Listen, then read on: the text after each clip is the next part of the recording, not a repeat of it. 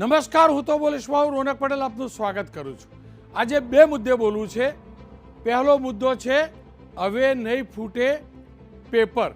જી હા, અમને ભરોસો છે કે હવે કમસે કમ જુનિયર ક્લાર્કની પરીક્ષાનું પેપર નહીં ફૂટે, કારણ કે સરકારે એક સારો નિર્ણય લીધો છે। અને બીજું, બે બાળક બસ વસ્તી નિયંત્રણ કાનૂન હોવો જોઈએ કે નહીં તે મુદ્દે હવે ફરી એકવાર ચર્ચા શરૂ થઈ છે। પરંતુ શરૂઆત કરીએ આપણા યુવકોના ભવિષ્યના મુદ્દાથી।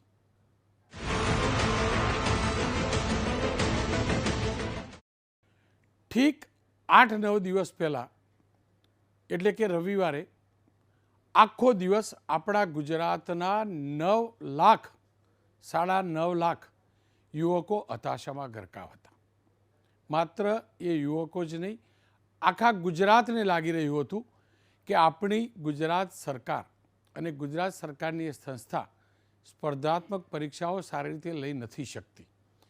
ત્યારથી આજ સુધી છેલ્લા 7-8 દિવસમાં એબીપી અસ્મિતા સહિત તમામ માધ્યમો સરકાર ઉપર સવાલ ઉઠાવી રહ્યા હતા, અને ઉઠાવવા જ જોઈએ, કારણ કે જુનિયર ક્લાર્કનું પેપર ફૂટેલું, સાથે જ 9.5 લાખ વિદ્યાર્થીઓનું ભવિષ્ય પણ ફૂટેલું।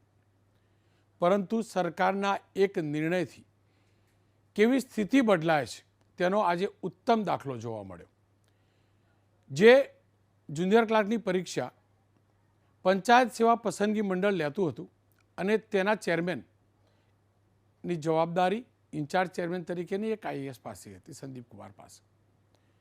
પરીક્ષા લેવામાં નિષ્ફળતા મળી, એ આખી સંસ્થા નિષ્ફળ રહી। પરંતુ સરકારે આજે નિર્ણય લીધો અને 1993 બેચના આઈપીએસ હસમુખભાઈ પટેલને આ ચાર્જ સોંપાયો છે। ચાર્જ પરીક્ષા સુપેરે લેવાનો સોંપાયો। આજે બપોરે આ સમાચાર આવ્યા અને એબીપી અસ્મિતાએ એ તમામ કોચિંગ ક્લાસોની મુલાકાત લીધી, જે કોચિંગ ક્લાસમાં ગયા રવિવારથી લઈ અત્યાર સુધી હતાશા હતી, પરીક્ષાર્થીઓમાં હતાશા હતી, એમને એક આશા જાગી છે। એક સારો નિર્ણય કેવી રીતે વાતાવરણ બદલી શકે છે, નકારાત્મક વાતાવરણમાંથી સકારાત્મકતા આવી શકે છે, તેનું સૌથી મોટું આ ઉદાહરણ છે। હસમુખભાઈ પટેલ એલઆરડીની જ્યારે પરીક્ષા પહેલાં કેન્સલ રહેલી, ત્યારબાદ હસમુખભાઈને જવાબદારી અપાયેલી, અને હસમુખભાઈએ જે પ્રકારે એને પાર પાડી હતી તે ગુજરાતનો યુવક જાણે છે।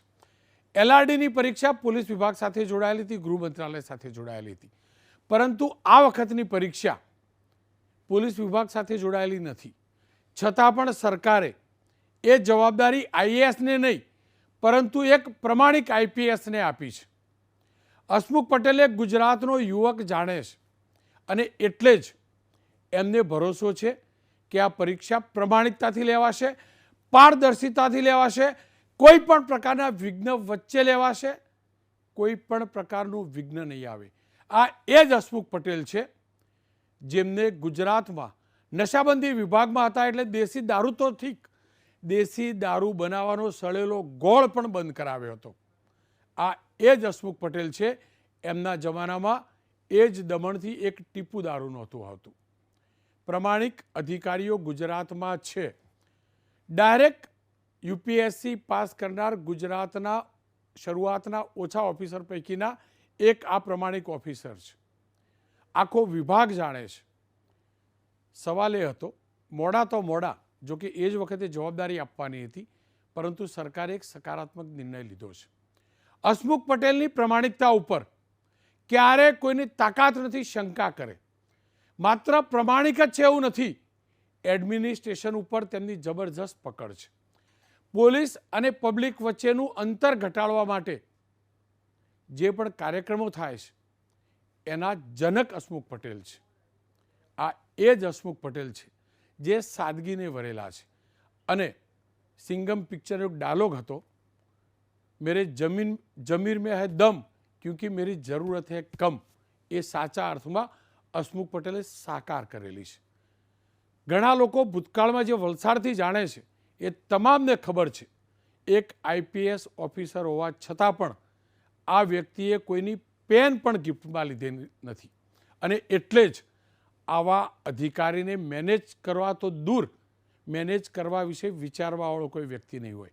માત્ર પ્રમાણિક હોવું, અને ઇફિશિયન્ટ હોવું એટલું જ નહીં, પરંતુ આ હસમુખ પટેલે LRDની પરીક્ષામાં તમામ વિદ્યાર્થીઓ સાથે સોશિયલ મીડિયાથી સંપર્ક રાખ્યો, વિદ્યાર્થીઓ પરીક્ષાર્થીઓની એક સમસ્યા સાંભળી અને એમના જવાબ પણ આપતા હતા.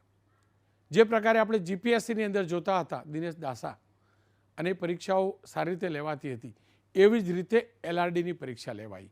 અને એટલે જ હવે તમામને અપેક્ષા છે કે હસમુખ પટેલના નેતૃત્વમાં કમસે કમ આ પરીક્ષાનું પેપર નહીં ફૂટે, કોઈ પણ પ્રકારનું ચીટિંગ નહીં થાય. એટલું જ નહીં, ઘણી સરળતાથી આ પરીક્ષા લેવાઈ પણ જશે ને ખબર પણ નહીં પડે. સાથે અપેક્ષા એ પણ રખાઈ રહી છે કે ઘણો વિલંબ થયો છે ત્યારે આ ઇફિશિયન્ટ ઓફિસર સત્વરે પરિણામ પણ આપશે અને પરિણામ થકી આપણા યુવકોનું ભાવિ પણ બનશે. એટલે જ લાગ્યું કે આ મુદ્દે ચર્ચા કરવી જરૂરી છે. મારી સાથે હસમુખભાઈ પટેલ પણ થોડીક મિનિટોમાં જોડાશે, યુવરાજ પણ જોડાયા છે અને સાથે જ મારી સાથે કોંગ્રેસના નેતા પણ જોડાયા છે, એમની સાથે પણ વાત કરીશું, મનહરભાઈ સાથે પણ વાત કરીશું. પણ પટેલ સાહેબ, તમારાથી શરૂઆત કરવા માગીશ. મેં જે વાતો કરી, જો આપે સાંભળી હોય તો મને ખબર છે કે તમારા જેવા નિષ્પૃહી અધિકારીને આ વાત ન જ ગમે, પણ એ હકીકત હતી, એટલે જ એ ન કરું તો હું ભૂંડો ગણાવું, એટલે મેં કરીશ. મને પૂરો ભરોસો છે, ગુજરાતને ભરોસો છે, આ પરીક્ષા હવે શાંતિથી સારી રીતે લેવાશે. પણ કેટલાક વિદ્યાર્થીઓ સાથે, પરીક્ષાર્થીઓ સાથે વાત કરી એટલે લાગ્યું કે તમને જોડું અને આપ સાથે એમના મગજમાં જે, દિલ દિમાગમાં જે સવાલ હતા એનું સોલ્યુશન આવે. સૌ પ્રથમ તો આપે જાહેરાત કરી કે એપ્રિલ મહિનાના અંત સુધીમાં પરીક્ષા લેવાશે. સર, પરીક્ષા લેવાનું આયોજન છે શું, અને જો અંદાજિત તારીખ કહી શકતા હોય તો?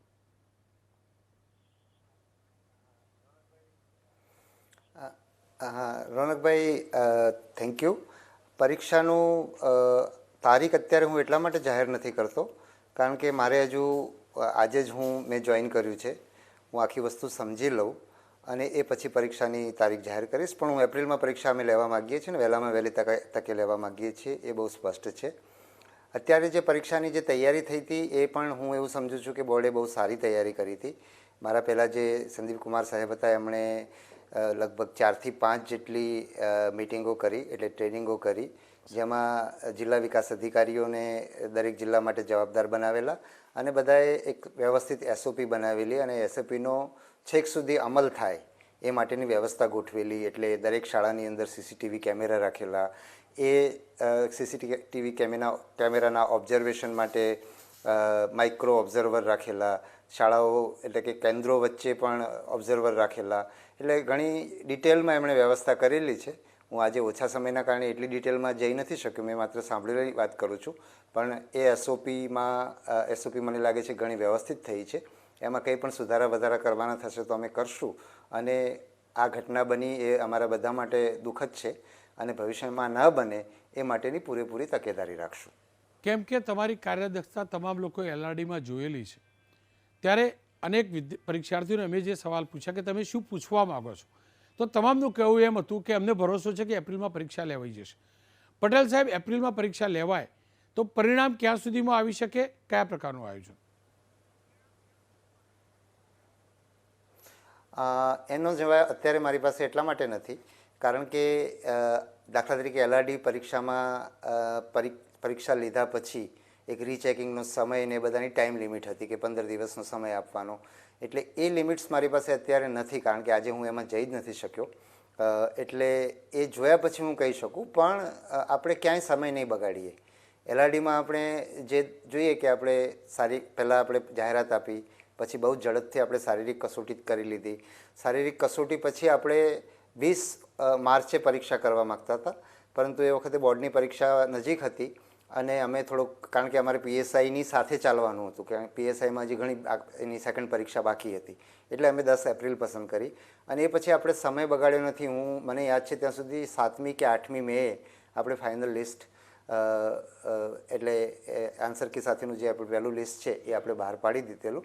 એટલે અને પછી આપણે જે સમય લીધો એ સમય આપણે એટલા માટે લીધો કે PSI અને કોમન ઉમેદવારો હોય એ લોકો આમાંથી નીકળી જાય, એ સુધી આપણે સમય લીધો. પણ આપણને જે રીતે એમાંથી આપણને સાથે સાથે જે ઉમેદવારો બહુ આપણે જેટલી અપેક્ષા રાખતા હતા કે આપણે બહુ મોટી સંખ્યામાં ઉમેદવારો નીકળશે કોમન, પણ એટલા બધા કોમન ઉમેદવારો નીકળ્યા નહીં. એટલે મારે કહેવાનું એ છે કે લોકરક્ષકમાં પણ આપણે સમય એટલીસ્ટ રિઝલ્ટ જે પહેલું બહાર પાડ્યું એની અંદર આપણે બગાડ્યું નથી. પાછળથી આપણે જે સમય આપ્યો એનું કારણ એ હતું કે આપણે કોમન ઉમેદવારોનું નિરાકરણ લાવી શકીએ. જ્યાં જે પ્રમાણે આવી શક્યું એટલું આપણે એમાં લાવ્યા પણ ખરા. એટલે આની અંદર હું અત્યારે એવું કહી શકું કે પરીક્ષા થયા પછી ઝડપથી અમે પરિણામ આપવાનો પ્રયત્ન કરશું. સાહેબ, કેમ કે અનેક વિદ્યાર્થીઓ પરીક્ષાર્થીઓ સાથે વાત થઈ, એમનું કહેવું એમ હતું કે અનેક પ્રકારની સ્પર્ધાત્મક પરીક્ષાઓ વિદ્યાર્થીઓ આપતા હોય છે, આપણા યુવકો આપતા હોય છે. જીપીએસસીમાં આપણે જોયું છે કેલેન્ડર બહાર પડી જતું હોય છે. આપનો અનુભવ શું કહે છે? પંચાયત સેવા પસંદગી મંડળ હોય કે અન્ય કોઈ પણ એજન્સી, શક્ય બની શકે કે એક્ઝેક્ટ કેલેન્ડર બનાવવામાં આવે કે આ મહિનામાં આવી રીતે પરીક્ષા, આની પરીક્ષા, આની પરીક્ષા, તો જે વિદ્યાર્થીઓને મનમાં ઉચાટ રહે છે એ દૂર કરી શકાય? બિલકુલ. એટલે પંચાયત સેવા પસંદગી મંડળે એમણે એક કેલેન્ડર બનાવ્યું પણ છે, પરંતુ મારે એ કેલેન્ડર એક્ઝામિન કરવાનું, કારણ કે હવે હું આની જવાબદારી મેં લીધી છે, તો હું એટલા માટે જ કંઈ એડવાન્સમાં એવી જાહેરાત ના કરું કે પહેલાં હું સમજાવી ના કરું. એટલે જે જીપીએસસીની અંદર કેલેન્ડર બહાર પાડવામાં આવે છે બહુ સારી વસ્તુ છે અને એ રીતે જ આમાં કરવું જોઈએ. એટલે આજે જ્યારે હું ચોક્કસ તારીખ આપવાની સ્થિતિમાં નહોતો, છતાં પણ મેં એપ્રિલ મહિનાની વાત કરી લીધી. એટલે અમે પણ હવે અમારે એક જ પરીક્ષા છે જે લેવાની, એટલે આના પછી બીજી એક પરીક્ષા અમારે લેવાની છે જે તલાટીની છે, અને એમાં 17 લાખ ઉમેદવારો છે. એટલે એની તૈયારી કેવી રીતે કરવી એ પણ મારે સમજવું પડે. એટલે કેલેન્ડરમાં હવે અમારી પાસે 2 જ પરીક્ષા છે. પહેલી પરીક્ષાની તારીખ આપણે એપ્રિલ મહિનામાં કરીશું અને વહેલામાં વહેલી તકે કરવાની મારી ઈચ્છા છે, અને અમે કરશું જ, એપ્રિલમાં તો કરશું જ, બરાબર છે. અને દરમિયાનમાં અમે જે તલાટીની પરીક્ષા છે જેમાં 17 લાખ ઉમેદવારો છે, એ અમને કેવી રીતે એ પરીક્ષા લેવી એનું આયોજન અમે કરશું, અને બંને તારીખો નક્કી થઈ જશે એટલે અમે જણાવીશું. પણ સૌથી પહેલાં અમે આજે અત્યારે જે પરીક્ષા રદ થઈ છે એની તારીખ તો અમે બહુ જ ઝડપથી જણાવી દઈશું. પટેલ સાહેબ, જે પરીક્ષાર્થીઓ કે જેમને હોલ ટિકિટ એલોટ થઈ ગઈ હતી, એ જ હોલ ટિકિટથી એ જ પ્રકારે લોકો પરીક્ષા આપી શકશે? અને ખાસ કરીને શૈક્ષણિક લાયકાતમાં કોઈ ફેરફાર કરાશે કે એઝ ઇટ ઇઝ જે પરીક્ષાર્થીઓ હતા આ વખતે બેસવાના હતા ગયા અને આગલા રવિવારે, એ તમામ બેસી શકશે? હું જ્યાં સુધી સમજુ છું, કારણ કે એવું કંઈ બદલવા માટે કોઈ કારણ જ નથી, એટલે એ જ ઉમેદવારો પરીક્ષા આપશે એમાં મને બહુ સ્પષ્ટ છે. એ લોકો એ જ કેન્દ્ર ઉપર આપશે એવું સ્પષ્ટ નથી, કારણ કે અમે પરીક્ષાની માં કોઈ પણ પ્રકારની ગેરરીતિ ના થાય એ માટે અમને એમના કેન્દ્રો બદલવા પડે તો અમે બદલીશું. તમને ખ્યાલ હોય તો ગઈ વખતે આપણે લોકરક્ષકની પરીક્ષામાં મેં 10 દિવસ પહેલાં કોલ લેટર ઇસ્યુ કરવાનું કહેલું. એ પહેલાં વનરક્ષક એના જસ્ટ થોડા પહેલાં, એકાદ અઠવાડિયા પહેલાં હું કોલ લેટર ઇસ્યુ કરવાનો હતો. એના પહેલાં એના આગળના અઠવાડિયામાં વનરક્ષકની અંદર 2 જગ્યાએ ગેરરીતિની સમસ્યા આપણા ધ્યાન પર આવી, તો મેં મારું આખું ડિસ્ટ્રીબ્યુશન મેં ચેન્જ કરી લીધેલું, અને મેં 4 દિવસ ડિલે કરીને મેં પહેલાંથી જાહેરાત કરી હતી કે હવે હું 4 દિવસ પછી કોલ લેટર આપીશ. અને એ કોલ લેટર પાછળથી આપવાનું એ પણ કારણ હતું કે લોકો પહેલેથી જઈને કંઈ ગોઠવણ ના કરે. એટલે એ જ કેન્દ્ર પર આપશે એવું હું નથી કહેતો. એમાં જે જરૂર પડશે એ આપણે ફેરફારો કરશું, પણ ઉમેદવારો એ જ રહેશે, એમાં કોઈ ફરક નહીં પડે. બિલકુલ. પટેલ સાહેબ સાથેની વાતચીતમાં એક વાત સ્પષ્ટ થાય છે અને મોટા સમાચાર છે કે જ્યાં જરૂર લાગશે તો અભ્યાસ કરીને પરીક્ષાર્થીઓના કેન્દ્રો બદલાશે. એ બદલવા પાછળનો આશય પરીક્ષા પારદર્શિતા સાથે લેવાય, કોઈ પણ પ્રકારની ગેરરીતિ ન થાય, તે ફૂલ પ્રૂફ સિસ્ટમ કરવા માટેનો છે.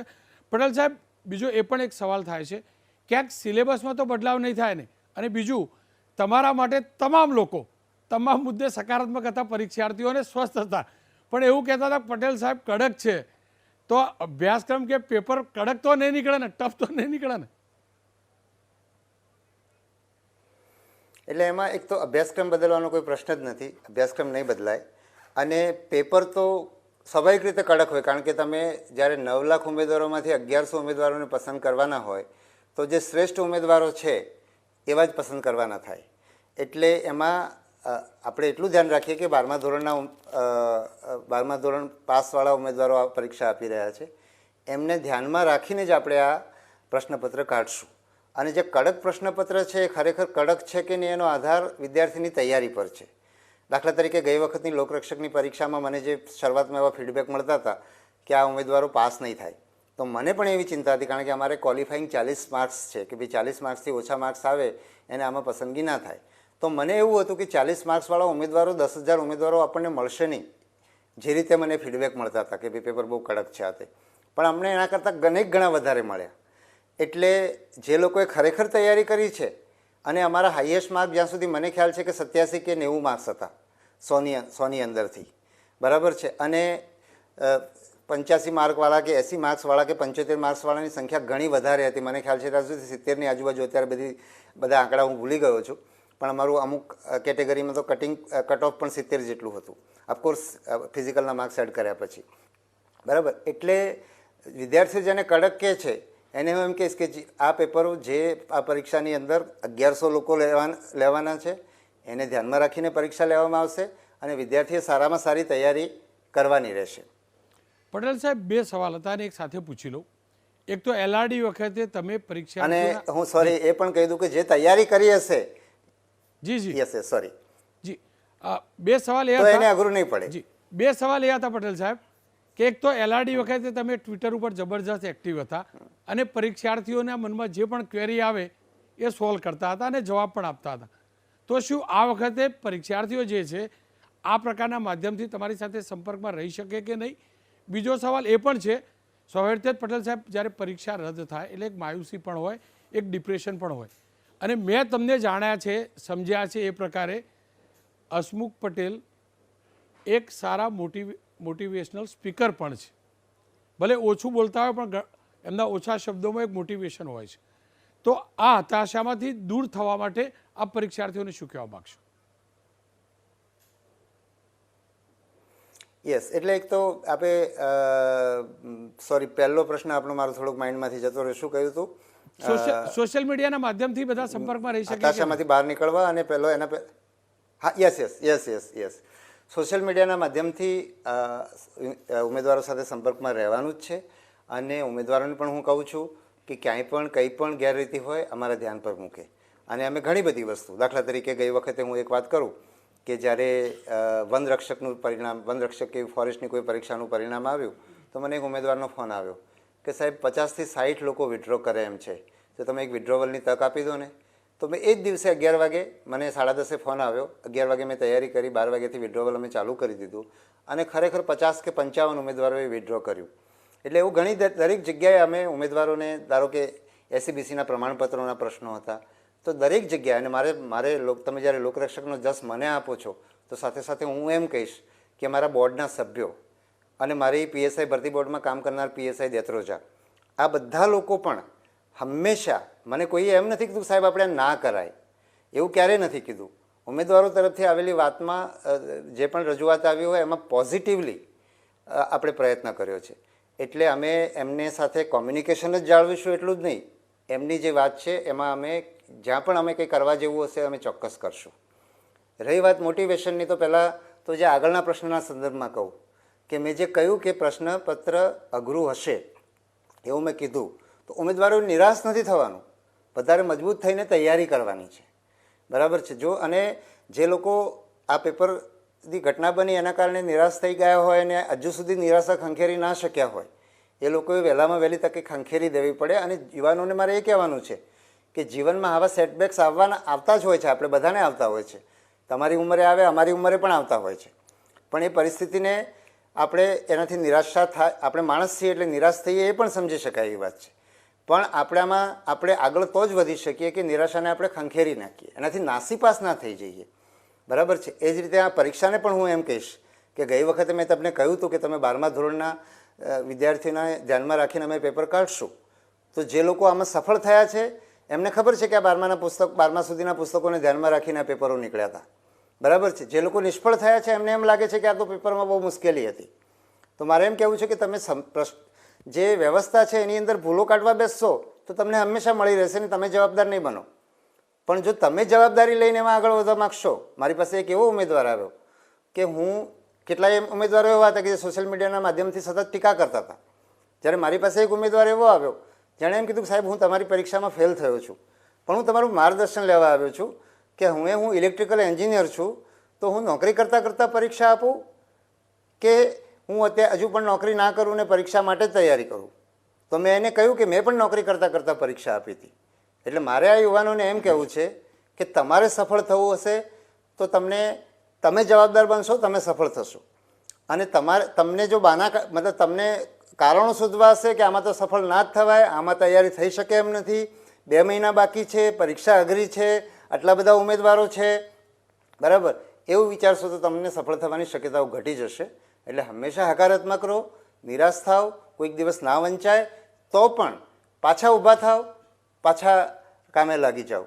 અને આ જીવનમાં પડી જવાનું ને ઊભા થવાનું તો કાયમ રહેવાનું છે, તમારી વિવાહ અવસ્થામાં રહે છે એવું નથી. જી રાઈટ. તો આટલું જ મારે યુવાનોને ખાસ કહેવું છે. પટેલ સાહેબ, આપ અમારી સાથે જોડાયા બદલ ખૂબ ખૂબ આભાર. અમને પૂરો ભરોસો છે કે આ પરીક્ષા હવે સુપેરે લેવાશે અને આપ તમામ દર્શકો જે સતત 671 દિવસથી મને સાંભળી રહ્યા છે એ જાણે છે કે હું હંમેશ કડવું બોલવા ટેવાયેલો છું, છતાં પણ મારા મોઢામાં, મારા શબ્દોમાં મીઠાશ એટલા માટે છે કે આ વ્યક્તિની કાર્યદક્ષતા, આ અધિકારીની કાર્યદક્ષતા અને પવિત્રતા ઉપરવાળો પણ સવાલ ક્યારે ન ઉઠાવી શકે. યુવરાજસિંહ, આપ કેમ કે વિદ્યાર્થીઓના નેતા પણ રહ્યા છો, આ પરીક્ષાને નજીકથી જાણો છો, તમને હવે કેટલો ભરોસો છે અને તમને શું લાગી રહ્યું છે? ખાસ કરીને વ્યક્તિગતપણે માનનીય શ્રી હસમુખ પટેલ સાહેબે જે રીતે ભૂતકાળમાં જેનો ટ્રેક રેકોર્ડ રહ્યો છે, જેની કામગીરી રહી છે, જેની કર્તવ્યનિષ્ઠા રહી છે, તેને લઈને આજ દિન સુધી કોઈ પણ વ્યક્તિ એવો નથી કે એની પર સંદેહ કરી શકે. અને ખાસ કરીને એની પ્રમાણિકતા અને એની જે પારદર્શિતા હંમેશા પરીક્ષામાં જોઈ છે કે હંમેશા વિદ્યાર્થીઓ સાથે કનેક્ટિવિટી રાખવી, અને કનેક્ટિવિટીના માધ્યમથી એ પછી સોશિયલ મીડિયાના અલગ અલગ માધ્યમોથી, એ યુટ્યુબના માધ્યમથી હોય કે પછી ટ્વિટરના માધ્યમથી સતત વિદ્યાર્થીઓના પ્રશ્નોના જવાબ દેતા આવે છે. એટલે જે એની કાર્યપ્રણાલી રહી છે એ ખરેખર ખૂબ બિરદાવવા જેવી છે. એલઆઈડીમાં પણ એને 10 લાખ કરતાં ઉપર વિદ્યાર્થીઓ હતા અને એ સમયે પણ એમને જે ખરેખર કારોબાર સોંપવામાં આવ્યો હતો, અને ખરેખર આ ભરતી બોર્ડ જે છે પંચાયત સેવા પસંદગી મંડળનું, એ ખરેખર એક રીતે જોવા જઈએ તો કાટાળો તાજ છે. અને આ કાટાળો તાજ એ અત્યારે જે રીતે આઈપીએસ અધિકારીના શિરે મૂકવામાં આવ્યો છે, એમાં પણ હસમુખ પટેલના શિરે સોંપવામાં આવ્યો છે, તો એવું વ્યક્તિગતપણે એવું મને લાગે છે ખરેખર એ વ્યક્તિ યોગ્ય છે. કેમ કે ભૂતકાળમાં પણ જ્યારે જ્યારે પરીક્ષાની વાત આવે અને પ્રમાણિકતાની વાત આવે કે પારદર્શિતાની વાત આવે ત્યારે હંમેશા આ વ્યક્તિએ ઉદાહરણ પૂરું પાડ્યું છે. એટલા માટે વ્યક્તિગતપણે હંમેશા એ હસમુખ પટેલ સાહેબ ઉપર માન રહેશે. બીજી જગ્યાએ હંમેશા અમારો એક પ્રશ્ન સરકાર અથવા તો સિસ્ટમને પણ રહેશે. કેમ કે જ્યારે 12 થી 13 પેપર ફૂટવાની ઘટના સામે આવી તો 13 પેપરોમાં જે ખરેખર પગલાં લેવાવા જોઈએ એ પગલાં હજી સુધી લેવાના નથી. તમામ જે કૌભાંડીઓ છે, મને ખ્યાલ છે કે એબીપી અસ્મિતાએ સવારના 5:30 વાગે રવિવારના દિવસે જુનિયર ક્લાર્કનું જ્યારે પેપર લીક થયું ત્યારથી એક દારૂ બુલેટિન કર્યું છે. અને એમાં જે રીતે પેપર ફૂટવાની ઘટના સામે આવી ત્યારે જે વ્યક્તિઓના નામ આવ્યા અને વ્યક્તિઓને જે રીતે ખુલ્લા પાડવાના થયા, તો એબીપી અસ્મિતાએ પણ એમાં ખરેખર બહુ સરાહનીય કામ કર્યું છે. પરંતુ હજી કહી શકાય કે ભૂતકાળના આરોપીઓને સજા નથી થઈ, એટલે થોડોક જે ડર છે એટલા માટે રહેવાનો છે કે ભૂતકાળના આરોપીઓ જે છે એ હજી કટખરાની બહાર છે. બાકી વ્યક્તિગત પણ હસમુખ પટેલ સાહેબની જે કાર્યપ્રણાલી છે એમાં જરા પણ મીનમેચ નથી, જરા પણ શંકા નથી, જરા પણ સંદેહ નથી. અત્યારે જે કારોબાર સોંપવામાં આવ્યો છે એમાં એટલું તો ચોક્કસ છે કે હવે જે વિદ્યાર્થીઓ આની પરીક્ષાની તૈયારી કરે છે, 9.5 લાખ ઉપર વિદ્યાર્થીઓની તૈયારી કરે છે, તો એ તો નિશ્ચિંત થઈ જશે કે ભાઈ હા, હવે જે રીતે એલઆઈડીની પરીક્ષા લેવાની છે, જે રીતે કહી શકે પોલીસ રક્ષક દળની બીજી અન્ય પરીક્ષાઓ લેવાની છે, એ જ રીતે આ પરીક્ષા લેવાશે. રોનકભાઈ. મનહરભાઈ, આપે સવાલ ઉઠાવ્યો આજે અને એમ પણ કહ્યું કે પ્રમાણિક અધિકારીનો ભોગ ન લેવાય, શું કારણ રહ્યું? રોનકભાઈ, આજે તો પહેલી વસ્તુ તો એ કે હસમુખભાઈ જેવા વ્યક્તિને, ઈમાનદાર, નિષ્ઠાવાન અને પ્રમાણિક વ્યક્તિની જ્યારે આ પસંદગી સમિતિના ચેરમેન તરીકે જે ભરતી પ્રક્રિયામાં એમને મનાવ્યા છે, એ જવાબદારી સોંપી છે, એ બદલ હું એમને હૃદયપૂર્વકના અભિનંદન આપું છું. સાથે સાથ એમની સામે જે પડકાર જે છે અને જે પડકારોની સામે એ પોતે સફળ થાય એવી ખૂબ ખૂબ શુભેચ્છાઓ પણ એમને હું પાઠવું છું. પ્રશ્ન એ છે કે ગુજરાતની અંદર એક પ્રશ્ન સમગ્ર ગુજરાતના ભણેલા લોકો, વિદ્વાન લોકો, સામાન્ય લોકોની વચ્ચે આ ભાજપની સરકારે છોડી દીધો કે એક અધિકારીની જગ્યા ઉપર એક અધિકારી એમને પ્રમાણિક ન મળ્યા એટલે એને પોલીસ અધિકારીની પસંદગી કરવી પડી. આ પોલીસ અધિકારીની પસંદગી આવી પરીક્ષાઓમાં મૂકવામાં આવે ત્યારે પ્રશ્ન અનેક ઉપસ્થિત થાય. એ પૈકીમાં આપણને સૌને યાદ છે કે આ જ હસમુખભાઈ 24/3/2018ના રોજ એમને એક ગુજરાત સ્ટેટ મોનિટરિંગ સેલના ચેરમેન બનાવ્યા હતા આ રાજ્ય સરકારે. અને એ વખતે એને આ સેલના ચેરમેન પદે એને પૂરતી એની સગવડતા મળે, એને સ્ટાફ મળે, એના માટે એને 4 પત્રો આ રાજ્ય સરકારને લખ્યા હતા. એક પ્રમાણિક, નિષ્ઠાવાન અને ફરજનિષ્ઠ અધિકારીની એ વખતે શું મનોદશા હશે, એ મનોદશાનું વર્ણન 2018નું હું કરી રહ્યો છું, કે જે આજે એમને પ્રમાણિકતાને લઈ અને એક બિરુદ તરીકે એને એક પડકાર રૂપ જવાબદારીના ભાગને સોંપવામાં આવ્યો છે. એ ડીજી તરીકે એને અધિકારી ન મળ્યા.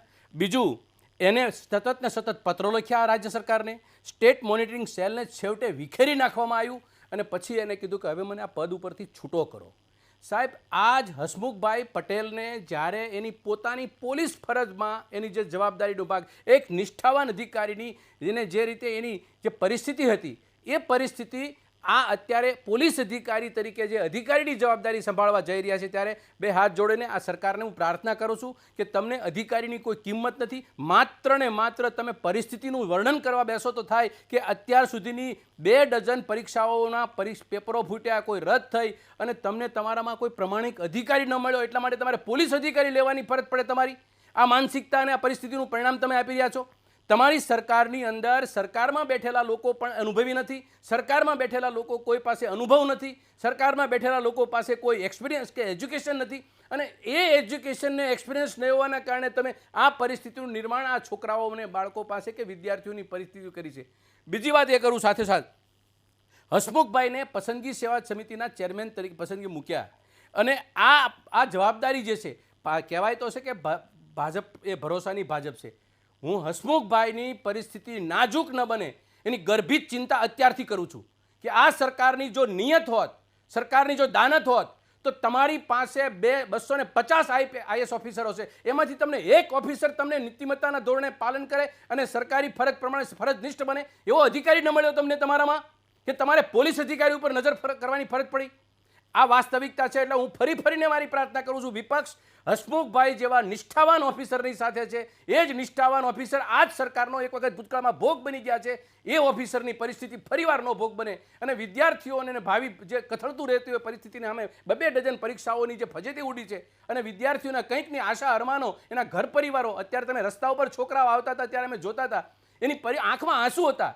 એ નાજુક પરિસ્થિતિમાં ગુજરાતને લઈ જવા માટે આમ તો શિક્ષણ મંત્રી જેમ કહેતા હતા, તમને શિક્ષણ સારું ન ફાવે તો તમારે બીજા રાજ્યમાં જતું રહેવું. અરે તમને પેપર સારા કાઢતા ન આવડતા હોય તો બીજા રાજ્યમાં તમે સોંપી દો ને કોઈને.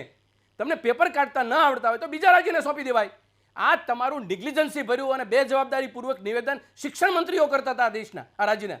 એટલે અમારી વાત એ છે રોનકભાઈ, એક વિપક્ષ તરીકે અમે બાળકોનું ભવિષ્ય ન છીનવાઈ જાય, સક્ષમ જે કાર્યક્ષમ જે યુવાનો બેઠા છે, જે ક્વોલિફાઈડ બેઠા છે જે ઘરમાં, એની વહેલામાં વહેલી તકે પરીક્ષા લેવાય અને સરકારમાં એ પોતાનું યોગદાન આપવાની શરૂઆત કરે એવી ભાવના અમે વ્યક્ત કરીએ છીએ. યુવરાજ, આપણે કહેવા માગશો છેલ્લે? ખાસ કરીને જે રીતે મનહરભાઈએ વાત કરી, વાત સાથે હું સહમત છું. કેમ કે જ્યારે પણ કોઈ પણ અધિકારી ઉપર જ્યારે રાજકીય હસ્તક્ષેપ જ્યારે વધી જતો હોય છે, ત્યારે એ ખરેખર નિષ્ઠાવાન અધિકારી હોય ત્યારે એને તકલીફ વધારે પડતી હોય છે. એટલે એની જે ગર્ભિત ચિંતા સાચી પણ છે.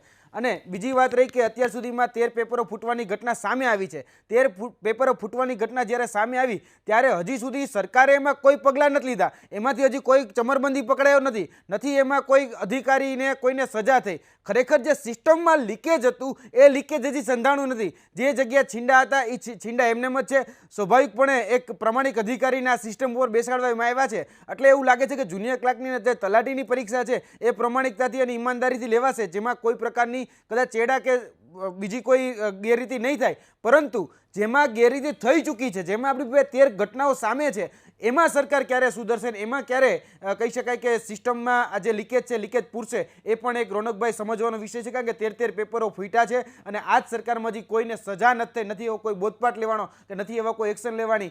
એટલા માટે આ એક એની પણ ચિંતા છે કે હવે પછી કોઈ પણ પરીક્ષાનું પેપર ન ફૂટવું જોઈએ. આપ બંનેનો ખૂબ ખૂબ આભાર. ખેર, અશોકભાઈ સાથેની વાતચીત ઉપરથી એક વાત સ્પષ્ટ થઈ છે કે હવે પરીક્ષા જ્યારે પણ લેવાશે એ એપ્રિલ પહેલાં લેવાશે. તારીખ હવે નક્કી થશે, કારણ કે આજથી તેમને ચાર્જ લીધો છે.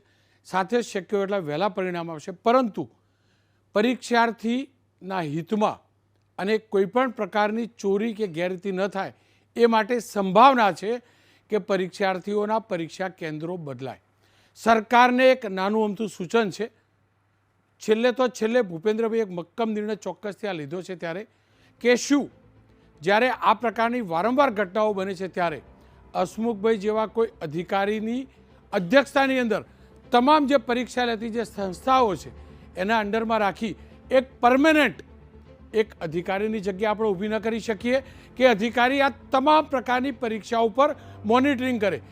ભલે પછી ગૌણ સેવા પસંદગી મંડળના બોર્ડમાં ચેરમેન અશિતભાઈ વોરા જેવા પોલિટિકલ પણ હોય કે પછી અહીંયા કોઈ ઇન્ચાર્જ આઈએએસ પણ હોય, પણ એ ચોક્કસ છે જો હસમુખભાઈ પટેલ જેવા અધિકારીને ફ્રી હેન્ડ આપવામાં આવે તો કોઈની તાકાત નથી કે મારી ગુજરાતની સ્પર્ધાત્મક પરીક્ષામાં હું પેપર ફોડી જાય કે વાજુ વગાડી જાય. એક વિરામ લઈશ, વિરામ બાદ વાત કરીશ વસ્તી નિયંત્રણ કાનૂન જરૂરી છે કે નહીં.